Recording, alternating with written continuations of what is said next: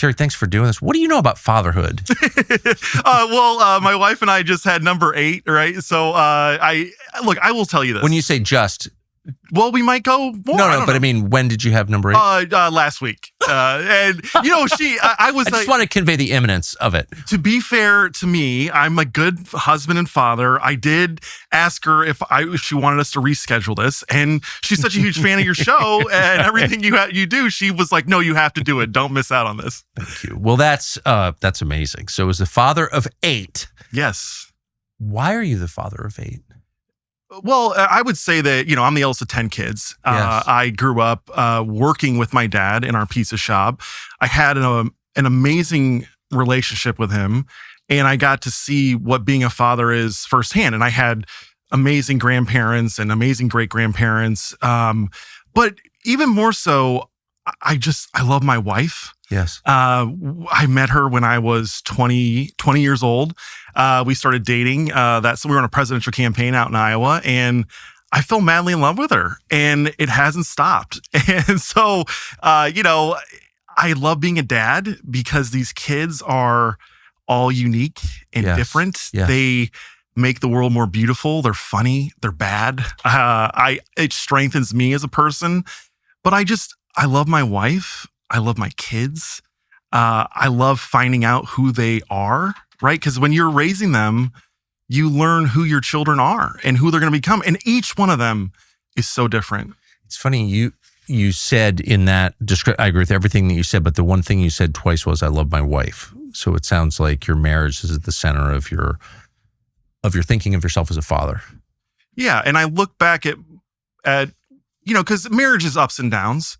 Right. And you fight and you have disagreements and you move forward. But anytime, the only regrets that I'm going to have on my deathbed is when I wasn't as charitable to my wife, or I wasn't as that's right. kind and caring to patient. her. Yeah. Yes. Or patient, or dismissive. Right. Those are the embarrassing moments of my life. And the only thing I'm going to regret is not spending more time with her, not getting to know her better. But I can fix that, I think, over the next 40 years. So I have a million questions for you just based on this 2-minute exchange. But can we just go back to the beginning, if you don't mind just summarizing your life? You said, I'm one of 10. I work with my dad at our pizza shop. Yeah. So already I know you had an unusual childhood. Can you just explain it? Well, I grew up in the Quad Cities. It's Western Illinois and Eastern Iowa. It's on the Mississippi River, hometown of John Deere tractors. We have our own pizza style. It's called Quad City style pizza. And how is it different? So it's a barley malt crust, which is the number one most different thing about it. And it gives it a more caramelization. So it's a little bit, it's a complex flavor. But then crisper than a normal. It's crisper, and it's a medium crust. So the inside is kind of thinner, and on the outside, the crust is thicker. It's cut into strips. So if you like crust, you get the corner pieces. If you don't like crust, you get the middle pieces because they're thinner. But the sauce is more robust. I like all different types of pizzas. I don't like sweet pizza sauce for some reason. But it's got red pepper in it, so it's a little bit spicy. The sausage is actually the most important thing that we have. The thing that makes it most unique is it's a fennel sausage. It's spicier, so if you don't like spicy food, you wouldn't like it. The toppings are underneath the cheese, so it gives it a steamed effect instead of a fried effect. It's the best thing ever. I miss it every day. You're making me hungry. It's like I've never heard pizza described so precisely or lovingly. Yeah, well, it's a passion of mine, and I am not a believer in there being just one pizza place or one pizza that is better than everything else. There are all these different types of pizza flavors. There's New Haven style, there's New York style, there's St. Louis, Chicago. There's 2 types of Chicago style pizza. There's a tavern style that's also cut into strips, but it's a thinner crust. And then there's obviously the Lou Malnati types, which is my favorite Chicago style pizza. But there's Neapolitan pizza. I know a lot about pizza. It's one of my passions. It's interesting. I've eaten a lot of pizza, more than my share, but I don't know as much. So I need to bone up. But your family owned a pizza place. Yeah, and that was where all of us kids started working. I started working at 10. 1996 is when we opened. I was the head dishwasher. What was it called? St. Giuseppe's Heavenly Pizza. And there's an interesting story about my dad in this, in that it's called St. Giuseppe's Heavenly Pizzas. Giuseppe is Joseph in Italian, and St. Joseph is the patron saint of our family. He's the foster father of Jesus, right? So he's the patron saint of fathers. He's the patron saint of workers. He's the greatest non-divine figure that ever existed, I would say, besides Virgin Mary, obviously. But my dad started this pizza place to make more money, to provide for the family. I think they had just had number 5 at the time, which, when you become a father, you really feel the economic pressures and the stress. But before he opened the pizza restaurant, he was an insurance salesman, and he worked at Prudential Insurance. And in the 80s, his parents got divorced. He was a senior in high school, and he became a party guy. His dad was a bartender. His mom also worked at bars. They got divorced, and it really adversely impacted his life. And he experienced terrible things. I don't want to get into that stuff because it's actually kind of painful. But he got way off track. He got way off track. And this is during the 80s at the height of the crack epidemic. Yeah. And, they didn't really have to sell crack that much. They basically just said, he smoked pot, right? And so he was leaving a liquor store. This is when you could buy alcohol at 18. But he was leaving a liquor store, and the crack dealer said, "Hey, you guys smoke weed?" And they're like, "Yeah," thinking he's going to sell them weed. He goes, "You want something better?" And he gave him crack. And crack is obviously one of the worst substances you can get addicted to. People ruin their lives over it. Only 5% of people that get addicted to crack end up ever getting clean. So my dad developed a crack addiction at the height of the crack epidemic, and he was able to keep it at bay, or at least keep it under control. But as part of the filming of this, I sat down with my mom to talk about her experience as the wife of a guy with a crack addict and one thing that blew me away that I didn't remember from my childhood, really. I knew he had a drug addiction when I was a kid, and I knew it was a problem. I knew he got clean. But she told me that there were days where he would go 3 days without ever coming home. He would go to work, they'd go out drinking afterwards, and then they'd go smoke crack and do drugs, and they'd stay out all night.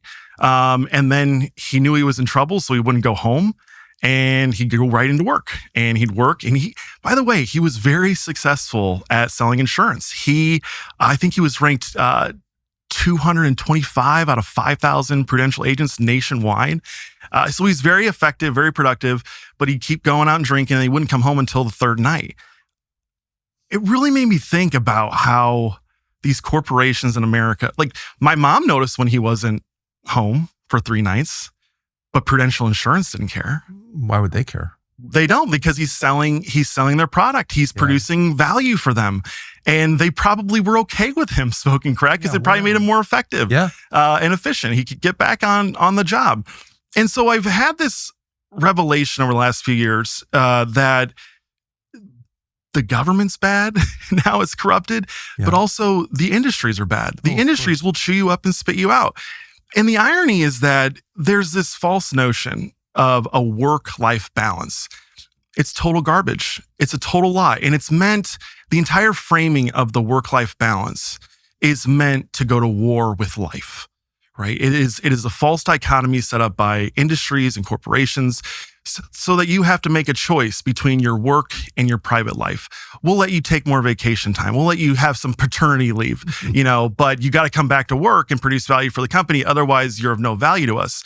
And it is a way that they have monopolized our actual lives.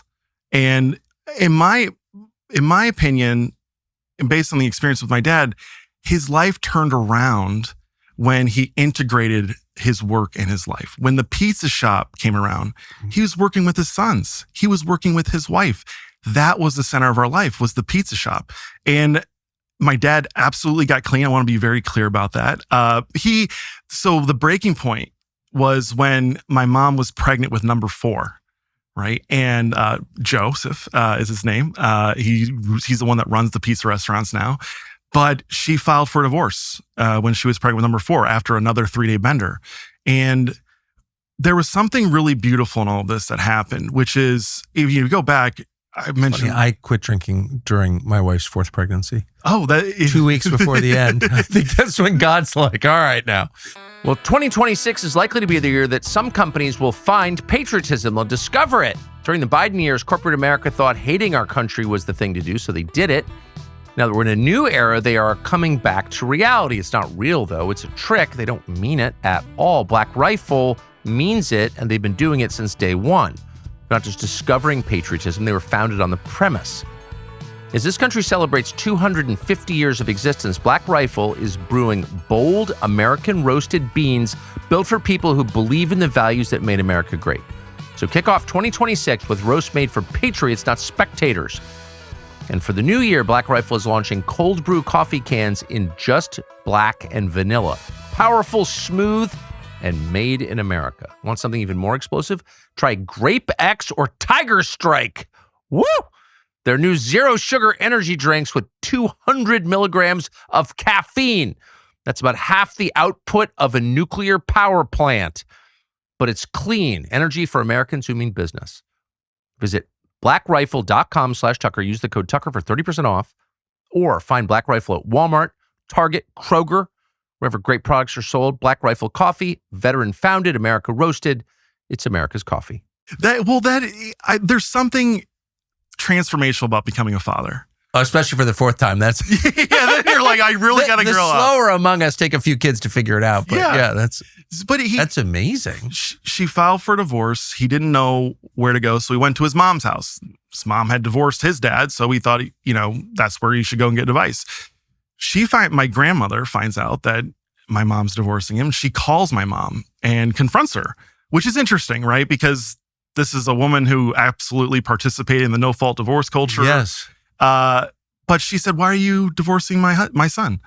And my mom said, her name was Pat. And she said, "Pat, he's not getting clean. He doesn't want to be married to me. He doesn't want a family." And Grandma Pat hung up the phone. She said, "I'll handle this." And she sat down with my dad and said, "I just want you to know, I'll always love you. I'll always support you. But I never would have divorced your father if he asked me not to." And that was the moment where my dad called my mom and said, "I don't want to get divorced. I want to get clean." And I think at a deep level, he knew that his problems weren't just because he was a wild and crazy guy. He was filling a major hole in his heart from his parents' divorce. And so I'm actually grateful that he developed that crack addiction. Oh, yeah. Because it made him a better person. I totally agree with that. And he chose us, right? He chose us over the crack addiction. He chose to break the cycle and the dysfunction and the chaos that result from breaking up families. He didn't want that to happen to us. You can trust a man who's had to face that about himself. Yes. He's because not lying to himself. It's so humiliating. It's humbling, right? You have to admit, when you go through these Narcotics Anonymous programs or any anonymous programs, you have to say, I'm helpless against this. I rely on a power greater than myself. You have to accuse yourself, right? You have to go and apologize to everyone that you caused damage to. It's such a beautiful program. And the people that really take it seriously and go through it end up absolutely transforming their lives. That's like the humiliating a man can break him or make him. I mean, Jesus humiliates Peter right at the end. He's like, "I'll never leave you." "Yeah, you're going to deny me 3 times. He humiliates him. Yes. And then builds the church on him because he's been humiliated. Yeah. I mean, I feel like those are the people I trust. Don't you? People who face that? The people that reflect on their own behavior and activity.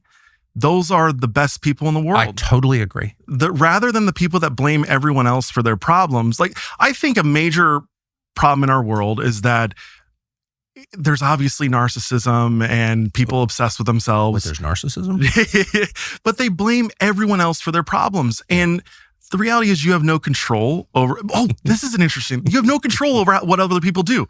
So a lot of people don't know this unless you've been in these anonymous programs.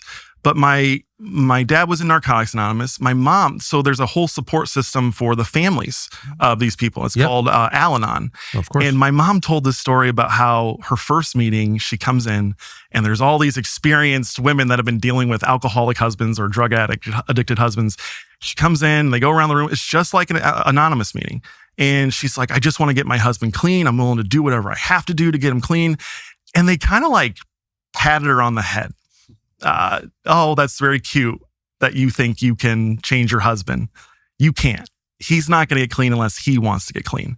And that was, when I learned that from my mom, it was a major life lesson that you're better off doing self-reflection about where you come short. And if you really want to change things and make the world a better place, you have to start with yourself. I think it's all you can do. Just, take the plank out of your own eye. I totally agree with that. What's interesting, though, is that for a man with 4 kids to admit that he's addicted to crack, I do think for most men that kind of breaks them at that point. It's too much. They can't sort of pick up the mantle of father, head of household again.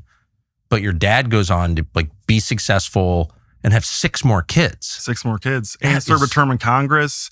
It's unbelievable. Well, and there was something really beautiful about my dad's life. First of all, he got cancer in 2020. And at what age? He was 56 when he was diagnosed. He passed away the next year when he was 57. And it was advanced stage intestinal cancer. And they wouldn't have been able to pick it up, even if they did colonoscopies or endoscopies or anything like that, because it was on the outside of his intestines. But the thing that was beautiful about it was I went out. I have a great organization, great chairman, and a great president at the time, and they let me go take care of him in the last month and a half. So I'm out there and I'm with all my siblings, and you just want to get out of the house and clean your head, from everything that's going on. So I took them all to Target, and we're just getting snacks and stuff. And I tell them, I'm like, you guys should just be really grateful that he's even alive now, because he had a real bad drug addiction. And my younger siblings, and these are numbers 5, 6, 7, and 8. And they're like, what are you talking about? I'm like, well, Dad was addicted to crack. They had no clue, because he had transformed his life so much. And the thing is, he was a public figure, right? So he's a member of Congress. I started speaking about his crack addiction as a way to bring people over. And he gave me permission on his deathbed to talk about it at the funeral. And the political reporters from back home were astounded. And there's actually a really interesting article where they're trying to call BS on me saying that he had a crack addiction because they had never heard of anything like this about him. But that's how much fatherhood and faith transformed his life. Was my siblings didn't even know about it. I mean, I knew there would be times, I have very vague memories of my mom when I'm 3 putting me in the back of the car and going and driving to the different bars in our area to try and find him. But it's very vague. My siblings have no recollection. Where are you in birth order? I'm the oldest. How old's your youngest? My youngest sibling he just turned 16. Wow. My mom was pregnant as she walked down the aisle with me at my wife and I's wedding. That's actually? Yes. Yeah. It's very beautiful. I love it. I absolutely love it. Yeah. I actually, 2 of my oldest daughter, Grace, who just got engaged, is wonderful. She is older than the youngest brother of mine, youngest 2 siblings of mine. That's amazing. Yeah. So the nightmare, I think, for any child, and maybe especially the oldest son, is his father's death. I mean, I think it's something in the back of your head. You always worry about it, or I always did. How do you view it now? Your father's death. It's always going to be painful, but there was this moment like when he's literally taking his last breaths, and before. Let me go back actually. Earlier in the day, you could tell when someone's about to die that day, there's always like a big shift in them. Yes. They actually kind of get anxious. They want to get up and move around. I don't know what it is, but he started doing that. And we got him back into bed. He was in a lot of pain. And my mom asked him, oh gosh, what can we do? What can we do to help? And he said, I just want my family and I want Jesus. And that was his call to us to say, I want last rites. And he wanted to receive communion. And so we got that, and we got the whole family in there. And, Tucker, I look back on that day, and he died with all 10 of us at his side. That's incredible. Praying for him, thank you, God, for Bobby, and that is a beautiful life. And it wouldn't have happened if he hadn't gotten clean. If he had stayed a crack addict and allowed the divorce to go on, would have maxed out at 4 kids. Or maybe he got, had some other woman on the side or whatever. But he died with all 10 of us grateful to God for his existence and for what he did in our life. And it was a beautiful death, right? And I mentioned earlier that St. Joseph is the patron saint of fathers and workers. He's also the patron saint of a happy death. And the story is that he's the first guy to have a happy death because he died in the arms of Jesus and Mary. And I can't help but get that image out of my head. I don't think the concept of happy death even exists in the West at this point.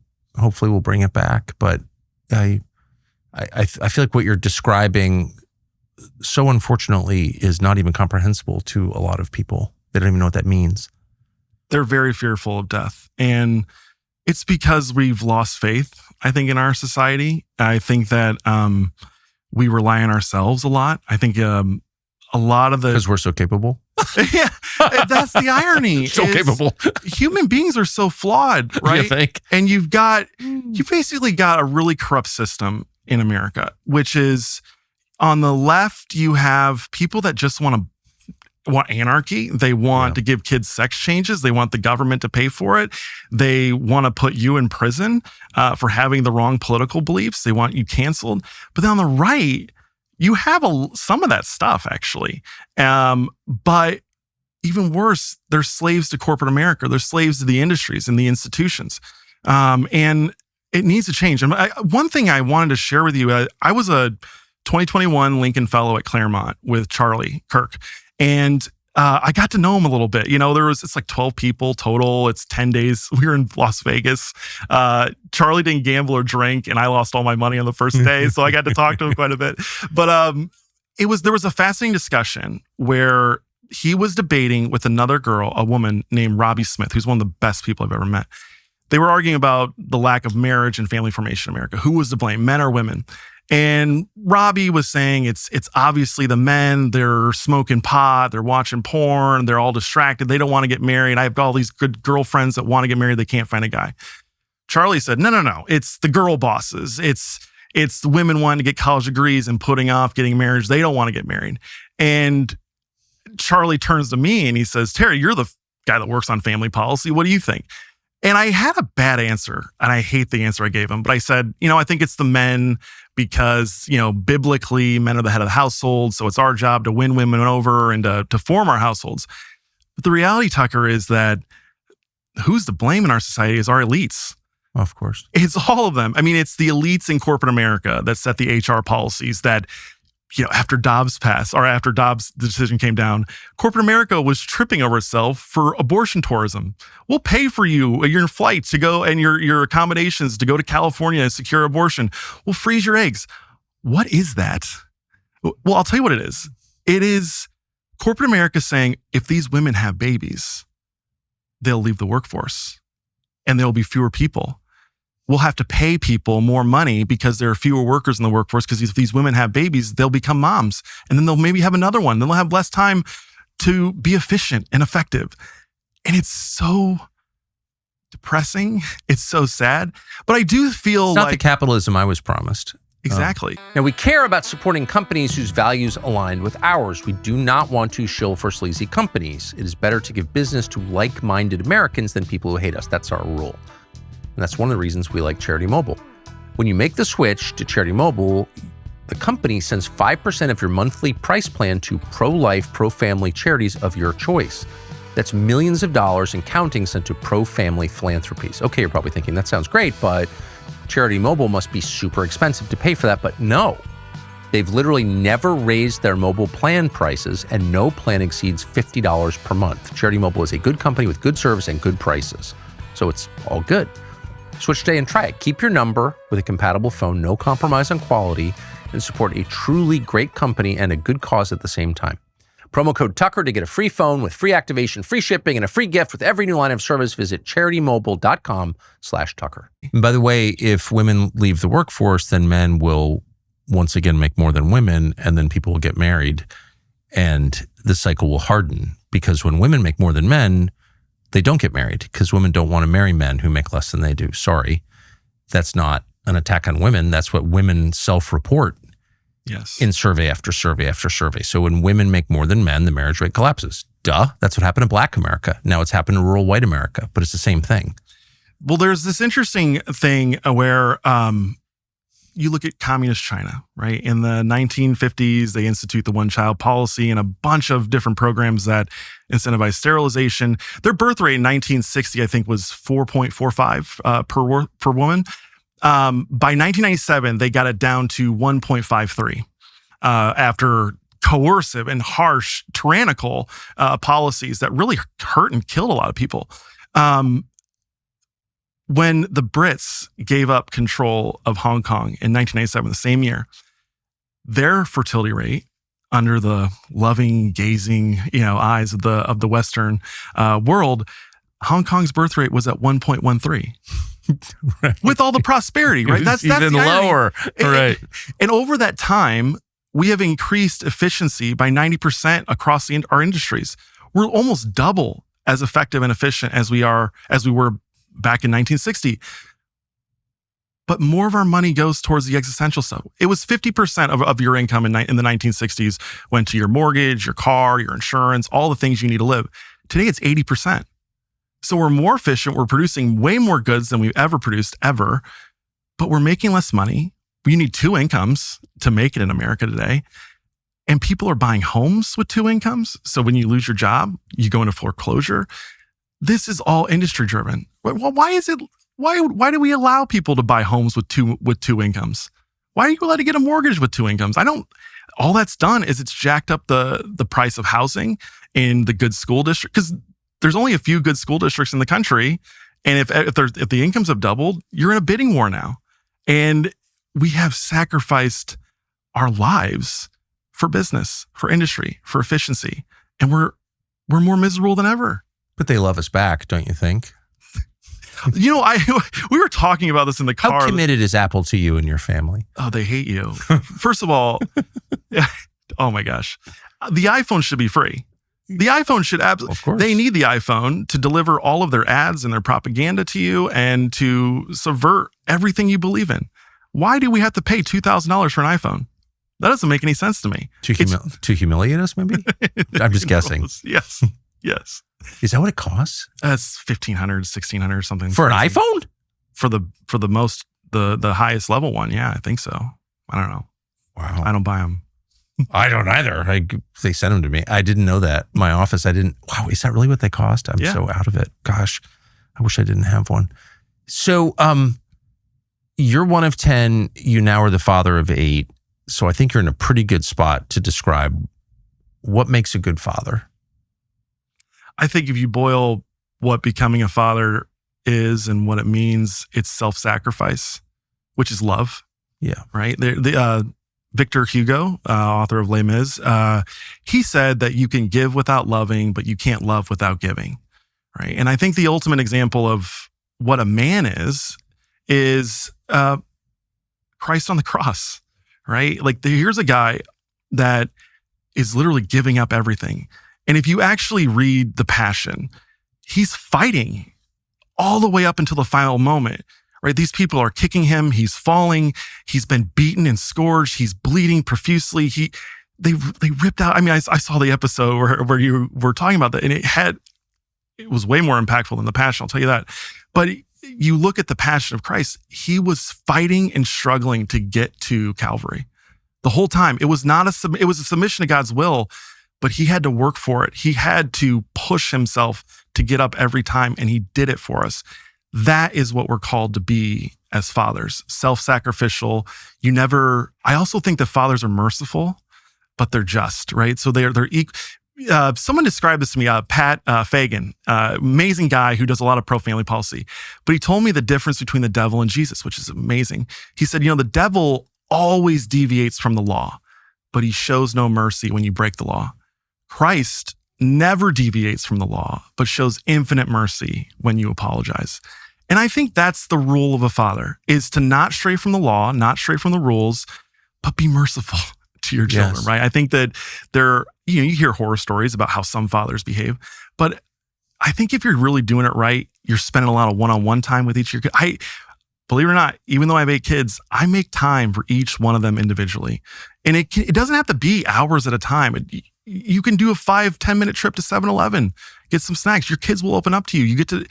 You have to have that one-on-one time with your kids. But I would say that if you were to boil it all down, it's sacrificing yourself for your children and your wife. It is being merciful, and it's also making sure your kids know the rules and don't make these mistakes. Discipline, right? These are the things that are the most important thing when it comes to being a father. Well, you often hear people compare the West, America, Europe, to Rome. Clearly, Western civilization is in decline. And at the same time, you hear another set of people tell you that masculinity is the problem, toxic masculinity. And young people hear both of these things, and a lot of them become consumed by despair. Men are not irredeemable. Men can be stronger, but you got to fix one thing before that happens, and that's fatherhood. No society without fathers can continue. And that's why we made a new documentary on the topic. It's called Fathers Wanted. What the country needs isn't less masculinity, it's more. Steady, responsible, self-sacrificing male leadership. In a word, fatherhood. Strong fathers build strong families, and strong families build strong nations, which amount to a strong civilization. Fathers Wanted is available right now for limited time only on tuckercarlson.com. How do you keep fathers from not breaking? I've seen it many, many times where a father loses his job, he feels like a loser, and then he starts behaving like a loser. And then his wife and children are unimpressed. And so he becomes even less impressive and just like cycles out of life, either literally or just falls apart with booze or other assorted self-destructive activities. Well, I think we're seeing more and more of that today. I've seen it. At an embarrassing level, actually. But the point of a system is what it produces, not what it says it produces. And our system today is attacking men. I work all the time in DC. All we do is pass laws and get people elected to help protect the family. That's what we do. And you talk to people on Capitol Hill. You can't bring up all of the attacks on young boys in schools. You can't bring up the attacks on young men and how difficult it is because women have it worse. Still, they say that? Well, it's starting to change. No, it's absolutely starting to change. But you really can't. The irony is that there's a huge constituency with the American people on this. But when you go to Washington, D.C., the politicians don't want to hear about it. They definitely don't want to talk about it. Is that true? Now? Name 5 politicians that are leading the charge. Well, they used to say that women were discriminated, girls were discriminated against in schools. Well, of course, women dominate schools completely from top to bottom. They graduate at a far higher rate at every level than boys do. They used to say, well, women are paid a percentage of the male wage. Well, women make more than men now, nationally adjusted, as you know. And so the data are in. This is not an argument we have to have. Boys are falling behind, not girls. And I've just am amazed that people in DC won't admit that. It's one of the last acceptable bigotries is against men. And it's because the news, politicians, everywhere in our culture, the movies. We just saw Paul Ehrlich just died, right? I was actually in the delivery room. It was a lot of fun. Oh, actually? I was in the delivery room with the 8th child Giving when the I finger found to out. Paul Ehrlich when he passed? Yeah. And you explain who Paul Ehrlich was for those who don't know. So Paul Ehrlich wrote this book in 1968 called The Population Bomb. And he basically said that the whole world was going to collapse if we didn't stop people from having kids. He was incredibly evil. China's one-child policies, he didn't go over and advise them, but they read his books. They used his course. He wanted to sterilize people forcibly. He wanted to have paid tax incentives for people that did sterilize themselves. He wanted to have limits on how many kids. He supported forcing people to get licenses before they could have children, right? These are crazy ideas that I don't know why they took off. But the irony about Paul Ehrlich is that he made all these predictions about devastation and chaos in the world if we didn't address the population bomb. None of them came true. Literally, none of his ideas came true. The only one that got close to coming true actually was he predicted that in the year 2000, that the UK would fall. That's the closest he's gotten. The UK is falling, by the way. But not because Britons are having too many kids. No, it's the opposite. It's the opposite. Right, of course. But Paul Ehrlich was an atrocious man. But one of the things that he was very passionate about was his guidance for television and movies. If you depict a family, they should be small. No big families in movies. How did Paul Ehrlich have the right to advise filmmakers and TV producers on what their art should be? Everyone was scared to death. They bought it hook, line, and sinker. And it's not new, Tucker.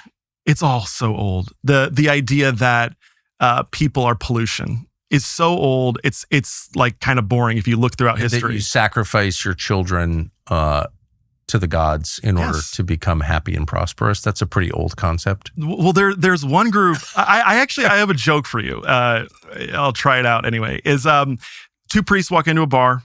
One's a Jesuit, the other's a Dominican. They're debating about who the best order is in terms of Catholic priests. And the Jesuit says, well, we were founded by St. Ignatius of Loyola, and we're the most academic, we're the smartest, and we were founded to combat the Protestants. And the Dominican priest says, well, I think we have you beat. We were founded by St. Dominic, who founded us to destroy the Albigensians. Who are the Albigensians? When's the last time you've heard of an Albigensian? And they're like the Houthis. They've never personally threatened me. No.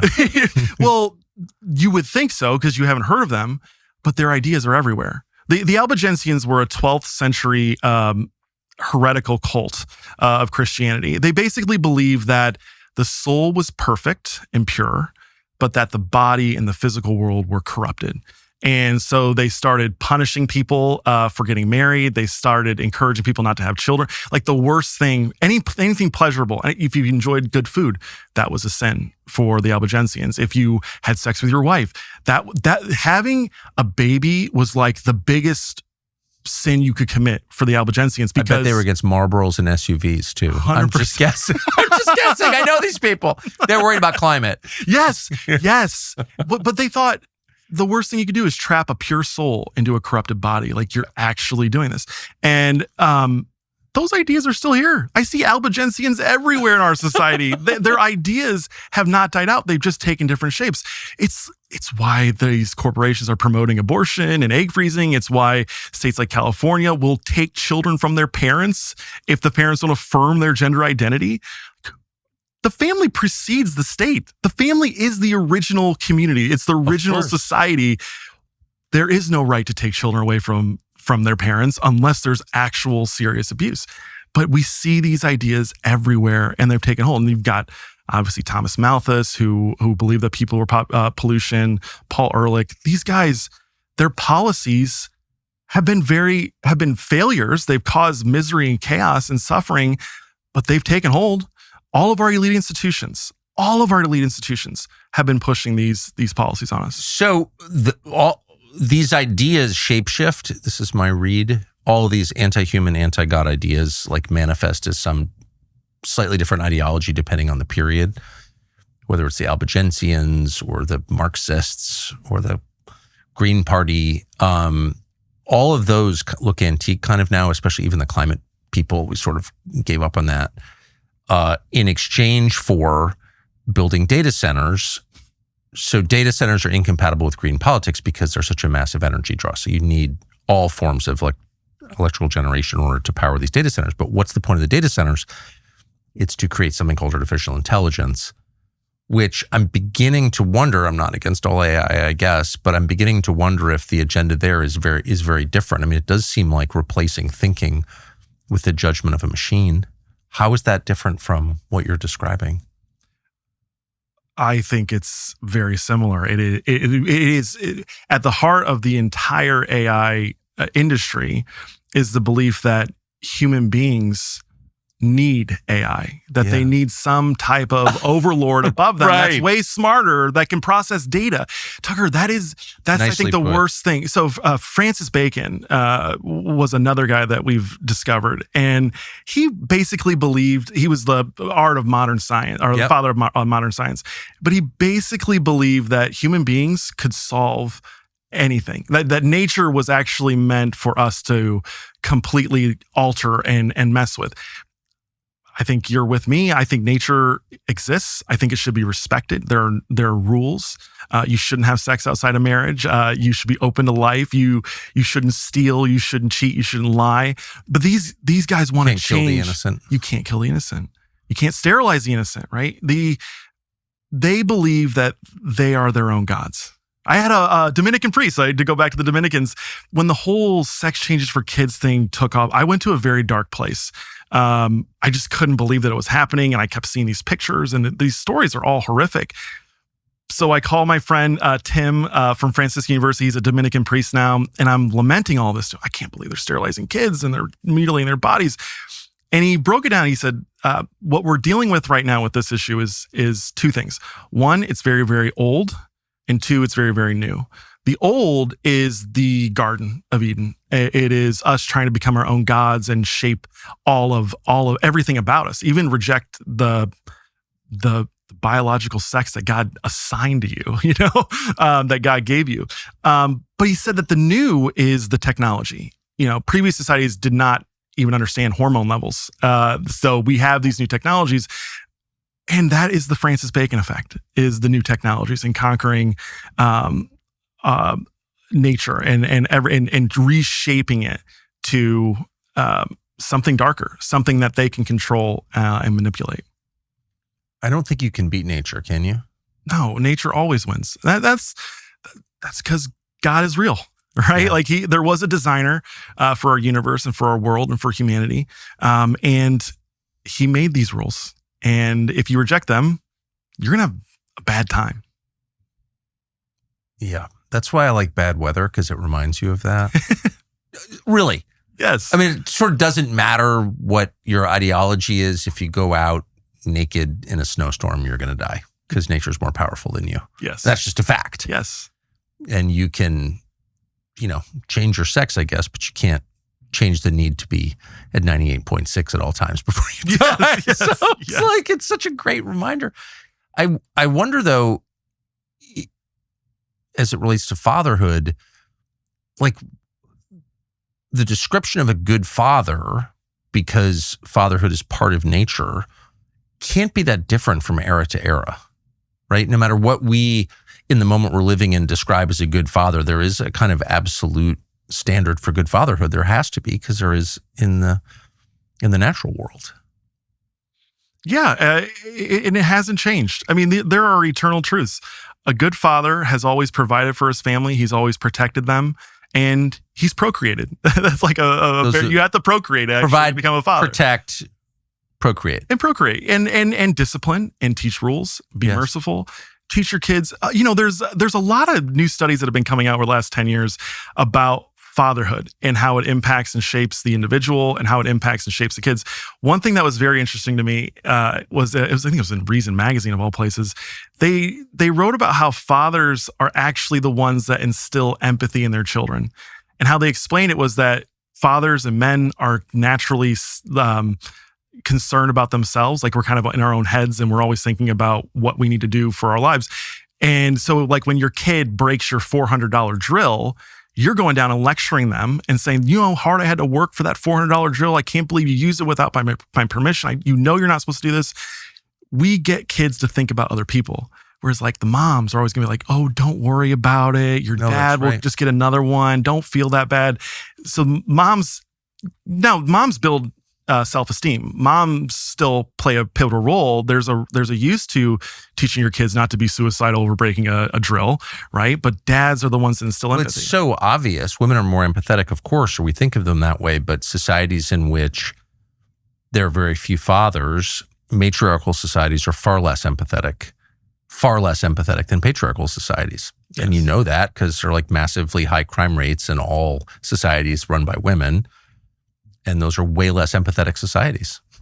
Like that's the proof. Yes. And, I think largely I have a friend that we lament women because they're hard to understand. They're complicated. And he tells this funny joke. He said, you know what the difference between complex and complicated is? And complex, a jet engine, is complex. There's all these intricate parts that Exactly. all logically make sense and then work together, but it's complex. So Rube Goldberg machine is complex. Yes. Women are complicated. Yes, that's right. They're hard to understand, especially if you're a guy.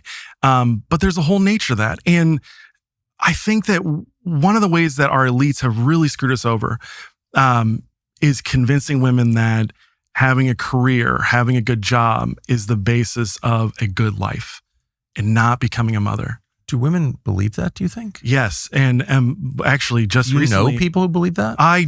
Yes. Ask any woman. Who actually believe that, though? That think that a career is the most important thing for a good life. Yes, 100%. They don't. Young You've people met today, a woman who believes that, who believes a career working at the bank. well, they'll working at at least the say AI startup. They'll at least say the Is politically actually smart thing. preferable to having a husband who loves you, takes care of you, and provides you children. I don't think there's a woman alive who actually believes that. Well, a lot of people. There's a lot of lies in our society, and people well, the will lies say we tell the lies. ourselves are the most powerful, aren't they? Right. And women today, I think they all know deep down they really would do better with a husband. They really would be happier with a kid. Right. I think biologically, Obviously. with a husband that could provide. Why do you want to go help Jeff Bezos make more money? Why do you want to go help Bill Gates make more money? Why do you want to help all these super wealthy white billionaires make more money? So you can be, quote, independent. As you Yes. become totally dependent on a company that has no regard for you at all as a person. Yes, exactly. I'm so independent. I work at JP Morgan. I'm so independent. Yes. But Tucker, the thing, It's hilarious it's to so me. sad because these women are missing out. No, I don't know why I'm laughing. I'm laughing at the irony because everything is irony. But it's the tragedy of America, really. And the egg freezing and the abortion tourism, it's so evil because these women, my dad died with 10 of us surrounding him. That's beautiful. Right. You're going to have a lonely death. And how I things don't are think heading. they tell you that at your orientation in investment banking, though, do they? No. I don't think there's any encouragement to think through to the end. How does this end exactly? Exactly. By myself? No. In an assisted living community where there's some, foreign-born nurse who doesn't know my name. That's the end. That is the end, actually, for a lot of people. And we should tell them that at the start. Like, how do you want this to end? That's a totally fair question, whether you're talking about war or your own life. Like, what does this look like in the final stage? Mm-hmm. Well, I think if you go back to the AI situation, a lot of speculation that AI is going to eliminate every single job and we'll all be prosperous. That's the lie they're telling us. We won't need to make money. We won't need to work. Machines will run our lives. Okay, fine, whatever. But Won't need to work. Oh, that sounds fun. but let's imagine that scenario though, where you don't have to work, where you are living in heaven. You're going to have a family. You're going to have children. That is the ideal. If you don't have all this noise around you. Well, I don't have to imagine how it works because I grew up in trust fund world. So I know exactly how it works. And it works where, you become an alcoholic, sleep with the au pair, you're reviled by your children, then you shoot yourself. That's what a life of no working looks like. And then on the bottom end, the welfare world, which is the mirror image of the trust fund world, it's the same. It's true despair because a man needs work for meaning in his life. He protects and provides. That's where his sense of himself comes. That's his duty. And if he doesn't achieve it, he hates himself. So like a world without work is hell. It's not advisable. I've seen it. Seeking it. But the people that put their careers first and that, are going along with this lie. Because look, they might not believe it, but they're doing it. Right. Yeah. And they're living it. Right. And what they're missing out on, the work is the what, right? It's what you do. The family is the why. You get a Right. job and you work hard at it so that you can provide for your family. The idea that you have a job so that you can build a legacy for yourself is not right, not correct. It's not going to happen. No one will remember you, especially the company you work for. The company that you work for, if you're a woman that is planning to never get married, that company is the day you die, the day you leave the company, they are going to immediately start preparing to replace you. Your children can't do that. Your children won't do that unless you're a bad mom or a bad dad. No, but you're right. But you're missing out on the eternal. You're missing out on the why when you say, I need to get a college degree, an advanced college degree, or I need to get a job. I need to put everything in my life ahead of my family. Family's not even advisable. It's a disaster. It's an absolute disaster. Yeah, I mean, first of all, you work so your wife will be proud of you. Just to put it in one, your father works so hard. That's right. That's why I say grace at the table. Because I work so. No, I mean, that's like, this is actually nature. And I just feel like the program that we have sold to young people in our country is so unnatural and like bizarre and would make no sense to any so-called backward country. They'd look at this and be like, what? And I've spent a lot of time in backward countries and they do look at it like, what? That it can't persist. Like you can't, I mean, we're fighting gravity here kind of. Like this is not the natural order at all. Well, so it's doomed. Well, I don't think it's doomed. I don't think anything's ever doomed. No, but I mean, the lies that we're telling ourselves currently, men and women are exactly the same. They occupy no unique role in the universe. They just can sort of choose it. Working for, Microsoft is more meaningful than having 5 children. Like these are such obvious lies that don't they have to just crumble at some point? And I do think they're going to be crumbling here soon. It can't go on and much longer. Feels like it now. Even that you're saying this out loud, you couldn't. If you said this 10 years ago, right? Yeah. Well, you weren't really.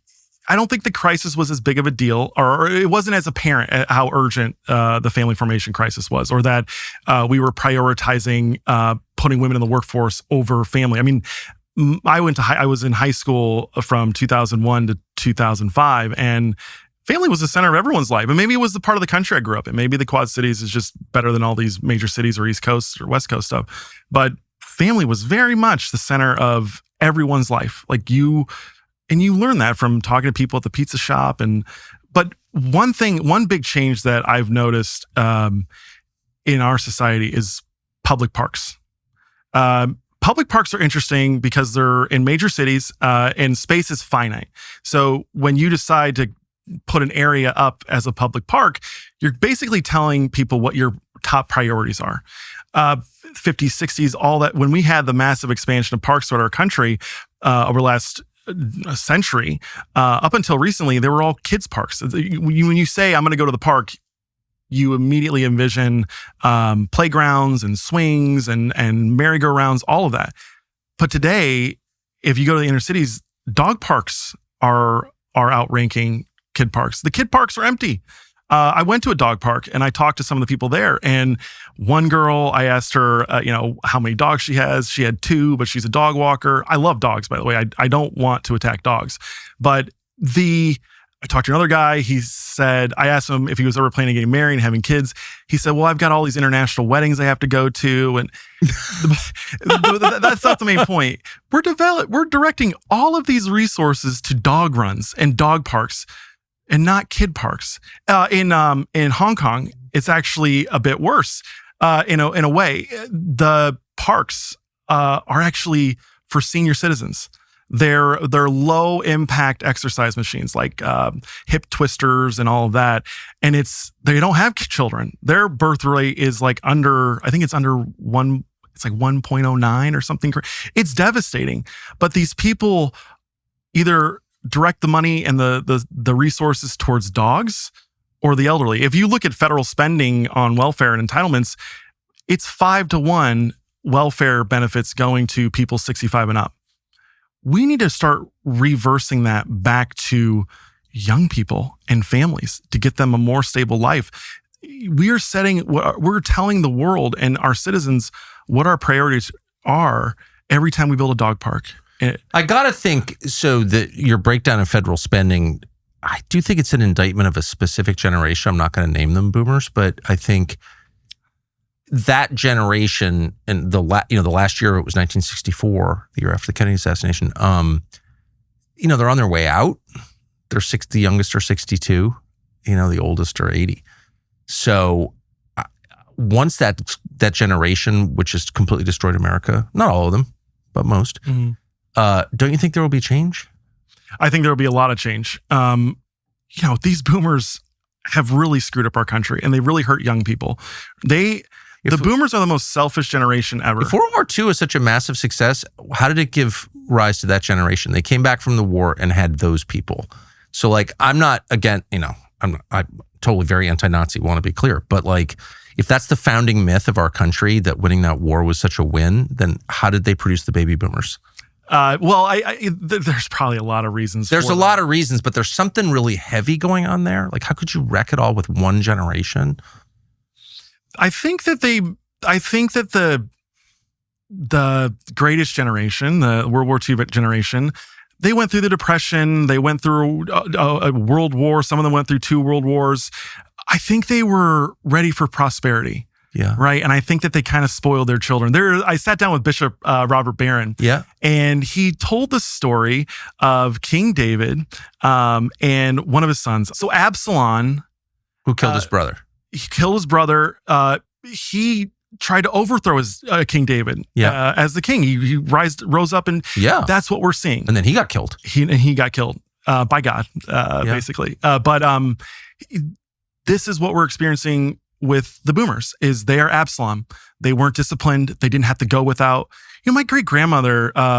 It helps being from a big family because the eldest. I got to know my great grandmother. She was 64 when I was born. She lived another 31 years. And the stories I would hear from her, I was always grateful, right? I think that Greatest Generation, at least for me, instilled gratitude. And I don't know why it didn't translate to their children, because their children are only entitled. And you said it earlier, there's a lot of good ones out there, but the majority, I think, are very self-centered. They were the generation that gave us all of this nonsense. Oh, I know. I'm very aware of and they're sitting on all the wealth. They're sitting on multiple homes. And here, let's go back to this. There are so many, we give so much more resources. In the Big Beautiful Bill, I liked most of it. They give $6,000 checks to senior citizens. They don't need money. They have all the money. They have all the homes. They're not selling them. It costs $750,000 to get a townhome in DC. Families can't afford, townhomes are for families. They're for new families, actually. And they're supposed to be affordable, but now they're $750,000 because the boomers aren't selling their multiple homes. In California, there's this interesting dynamic where there was a lawsuit that was challenging whether or not you could do property tax freezes for senior citizens. They were arguing, the people that were challenging it were saying this is age discrimination. You can't give them a different set of rules than the rest of us. And the courts obviously ruled in favor of the boomers because the judges are all boomers. But it's insane that we are freezing property taxes for these boomers who got their homes for 8 raspberries and a blueberry and a horse. They've had so much appreciation in the value of their properties. It's skyrocketed. Why do they get tax relief when working the burden and the tax burden and the onus is all on young families. And we need to start reversing this. If we don't start reversing this, young people are not going to get married. Well, they're also going to get really, really dark politics. And I interviewed Nick Fuentes, who I disagree with on a lot, earlier this year and was attacked for it, whatever. But one of the main reasons I wanted to talk to him was this guy's super popular. What is he saying? What is this? This is a totally different kind of politics, completely different kind of politics than anything I've covered at 56. I'm just interested. And one of the things I learned from the experience was younger people have totally different politics. And by my standards as a middle-aged person, they're pretty radical. Yes. And how did that happen? Well, it happened by taking away all their opportunity and then ignoring them when they complained about it. So of course they have. And by the way, my sense is that Nick Fuentes will be considered pretty moderate very soon. So if you want a stable, moderate country, you have to take care of people and give them opportunity. There are massive consequences for behaving this way, I think. You want more fathers. You want more families. If you want to moderate in politics, you want people that are serious about solutions to problems, that actually are willing to address problems. Yes. You want more fathers. You want more mothers. You want more children and families, because when you become a father, when you become a husband, you're thinking long term. That's so You're smart. no longer thinking about today. It's the ballast in a ship. Yes. It keeps it steady. Yes. I'm a dad. I've got kids. Can't get too crazy because I've got children. I mean, that's just a baseline impulse, don't you think, in fathers? Yes. These kids are being radicalized because most of them are products of the divorce generation. So you have compounding dysfunction there. Yeah. Not only did their parents divorce, but their parents' parents divorced. And so, I went into my marriage under the belief that this is the most sacred of all the agreements I'm ever going to sign in my life, right? I can sign contracts with corporations, I can sign business deals, but this is the one I can never break. It has to come before everything else. But this whole no-fault divorce situation basically said, no, your marriage is actually the least important of all the agreements. Right. The only agreement you can't break in modern America is paying your credit card interest. And I suggest, because I'm totally for not paying your credit card interest, I think you should stiff Citibank. That's my personal view, and I've suggested that before to conservatives, and they're like, "That's what?" And I was like, "No, these people are evil. Just like, I don't put the bank out of business. Just how about don't pay?" And they looked at me like I was a freak, and that may be freaky. I'm not actually in real life suggesting that, though I kind of am. But like the same people are like, yeah, well, it didn't work out. They got divorced. So that just tells you where the priorities are. It's immoral to stiff a bank, but it's okay to stiff your wife. Like, how does that work? What are those values? Well, it's obviously predatory. It's obviously, not treating the human person as a child of God, right? That they're treating us like cogs in a machine. Yeah. That's what the elites and all the industries view us as, is pieces to play on the field that can make our products and do our services. They don't look at you as a dad. They don't look at you as a husband. They want you back in the workforce for maximum efficiency. And by the way, you're reading all about these artificial wombs and egg freezing and IVF and all of that stuff. I don't judge or attack anyone that's gone through IVF, except, if you buy a baby as like a gay couple or something. I think that's really messed up. But I think that makes you a conservative leader if you do that. It makes you. Yeah, you get a podcast, you get to yell at other people, talk about conservatism, the Trump coalition. Yeah. But those are, no, I know it's sorry. But it's the commodification of the human person. Of course. Yeah. And that is ultimate. I love your actual, I kind of love it. I'm not endorsing it specifically. I need to do more research into it, but not paying your credit cards sounds like a great way to get these, credit card companies to stop preying on. Well, how about, but my idea was like, let's have hey, let's not pay our credit card party, where that's the only like bullet point on the agenda is we all agree not to pay our credit, and just to negotiate terms. Like, because Trump was always bragging about how, well, if you take a big enough loan from a bank, they have to negotiate with you. Like, you're in charge because they're exposed because it's just too much money, which I get. I'm not criticizing it. But like, why not create a union to do the same for the entire public? Like, stop sending credit card solicitations to kids. Stop charging 20% interest. Like, that should be illegal. That's ridiculous. That's usury. That's ridiculous. The mafia used to go to jail in Rico for that, but it's okay for Citibank. That's all I said. And it was like, what? And I was like, oh, I found the tender spot. Well, this is what really annoys me about Republicans. And, they're so corporate centered. They're so like free market centered. Uh-huh. When Trump mandated that credit card companies couldn't go over 10%, all of these libertarian right-wing think tanks started criticizing him as an enemy of the free market. If that's an enemy of the free market, then consider me one, right? Because they're taking advantage of poor people. Rich people don't really use credit cards. They pay them off every month. Of course. But the poor people are the ones that pay the interest. And that's why we still have payday loans, dude. I mean, I know. And that the only kind of capitalism they seem to really endorse is like sending tax dollars to weapons companies. And I'm a wuss or something if I'm not for that, or a peacenik, which I'm not, obviously. I'm like, yeah. Anyway, don't even get me going, Terry Schilling. Okay, so let me end on this because a more positive note, and it's about your dad, and because you clearly consider him a great father, and you become a father of 8, which is just amazing. God bless you. Thank you. What did you? Trite question, but I think you probably have a real answer. What did you learn from him? Like, as you go about the business of raising 8 children, when do you think about your dad? Oh, that's a great question. I think about him a lot. I think about him every time I hold a new baby. My dad, this is actually advice for anyone that becomes a father or is going to have another kid. If you're the dad, you got to be in the delivery room and you got to look. Right. Yeah. You got to watch that kid come out. That's and I know a wild experience. Oh, it is incredible. It is so euphoric, but you're the first guy that gets to see that kid's face. Yeah. And, your wife's going through all this hell, like pushing this kid out or getting her stomach ripped open. The least you can do to participate is to see your child come out. Right. Yeah. But that he advised me on the first one. And I haven't ever looked away since. Really? And it's such a special experience. But, I think working hard, my goodness, sacrificing yourself, accusing yourself. My dad, and accusing your kids.